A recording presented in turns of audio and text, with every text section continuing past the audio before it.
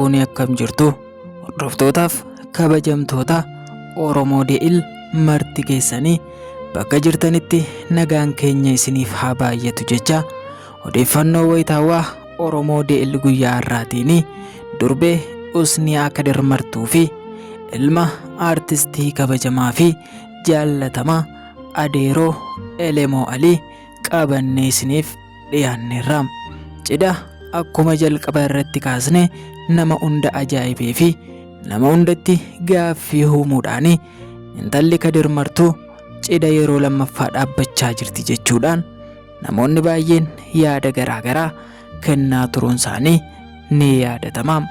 Garuu dhugaa namooti hedduun hin barree dhugaa isheedhaaf dhokataa ta'e akkasuma maatii ishee qofti beekanii dhugaa tokkotu uummanni utuu isheef hin barin ishee irratti duulaa jiraachuu odeeffanne.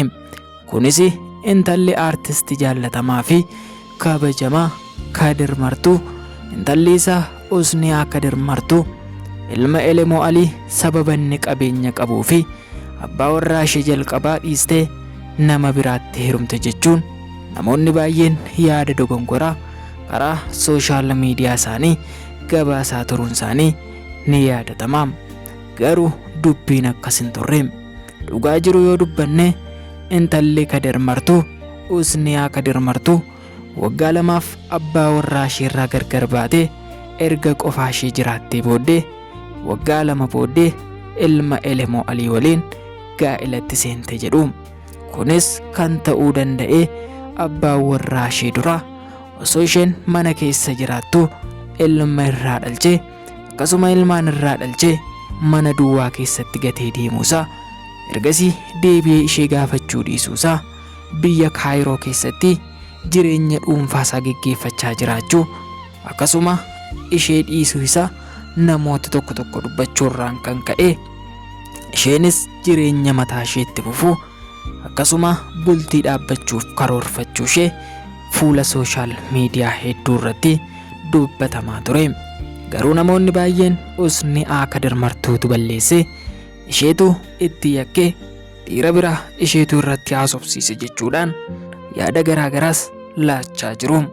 Garuu namoonni baay'een dhugaan akkas miti jechuudhaan erga inni biyya Kaayiroo keessatti dubartii biraa wajjin gaa'ela geggeesse dubartii biraa wajjin mana tokko galuu eegalee booda isheenis nama biraatti heerumuuf murteessite malee jalqaba inni balleessaa qabaateennaan isa dhiiste malee akkasitti isa dhiistee gaa'ela hin dhaabbanne bultii ishee hin diiginaa jechuudhaan namoonni baay'een bultii ishee lammaffaa kana jajjabeessaa jiru.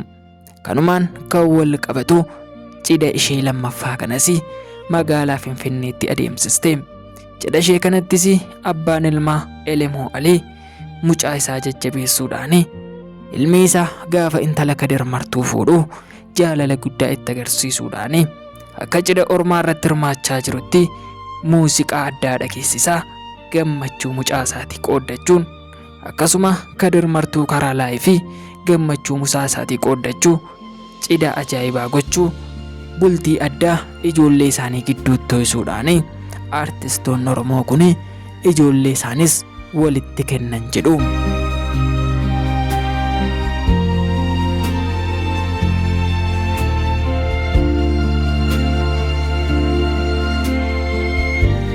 Cidhi kunis kan geggeeffame magaalaa Finfinnee hoteela sadarkaa isaa eeggatetti ilmi aartistii Elemoo Alii cidha kana geggeeffate jedhu.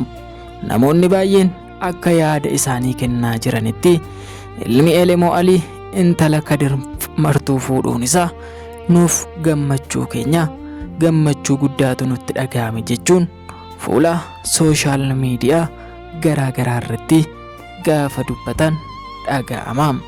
Kanumaan kan wal qabatu namoonni baay'een gaaffii isaanii yoo dhiyeessanii akkamitti gargar ba'anii eenyutu gargar isaan baase balleessaan eenyuu bira jira jechuudhaan cidhi kun maaliif akka diigame hedduu namootaatti gaaffii isaanii kan ta'e dhiyeeffachaa jiru.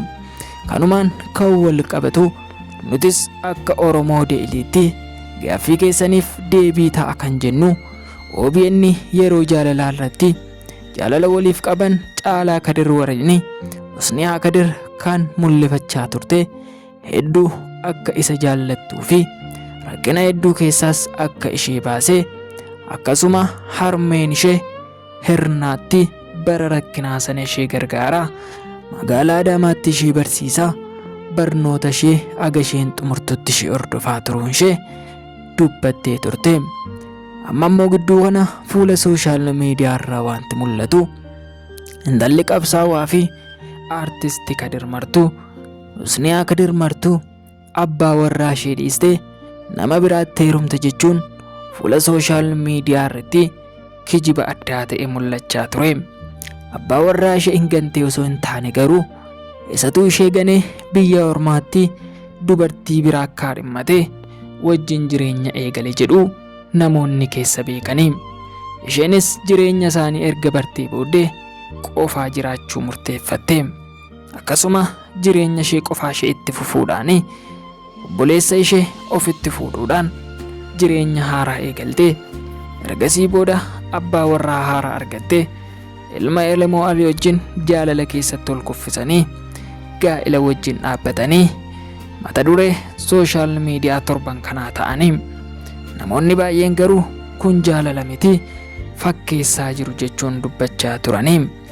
Isaan garuu jaalala dhugaa wal jaallatanii bakka artistoonni gurguddoo fi abbootiin gadaa jiranitti haadholiin siiqqee hin argamanitti eebba fudhatanii cidha gaa'ilaa isaanii geggeessanii.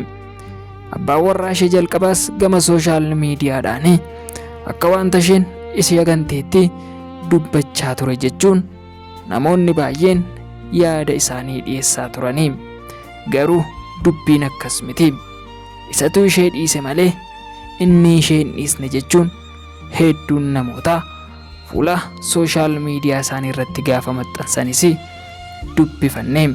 Kanumaan kan wal qabatu har'a garuu cidhi isaanii ho'ee gammachuudhaan mana tokko galanii ilma Elemoo Alii fi intalli aartisti Kadir Martuu waliin jiraachuu eegalan jedhu. Kanumaan gaa'illi isaanii eebbifame jireenya addaa magaalaa Finfinneetti jalqabanii gaa'illi duraas diigame ilma Elemoo Alii fi intalli aartisti Kadir Martuu jireenya isaanii itti fufaniiru jechuun namoonni baay'een fuula sooshaal miidiyaa irratti gaafa maxxansan odeeffanne.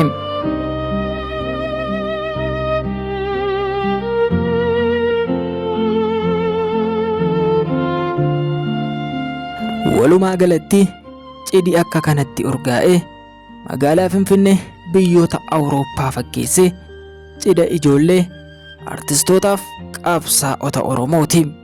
Kadir Martuu fi Elemoo Alii guyyaa dhumaadhaaf ijoollee isaanii guyyaatti waliif kennaniidha. Cidha kanarrattis ilma isaa gammachuu isaa waliin qooddachuu fi Elemoo Alii muuziqaa jaalalaa hedduu qopheessuudhaan intala Kadir Martuudhaaf sagalee isaa addaa sanaan cidhni keessan haa bareedu waliin horaa baay'adhaa jechuudhaan gammachuu ilma isaatiif qabu. Akkasuma ilmi isaa intala Kadir Martuu wajjin cidha dhaabbachuuf gammachuu qabuuf itti agarsiise. Bultiin akka hin taanetti diigame bareedee ijaarame jedhu.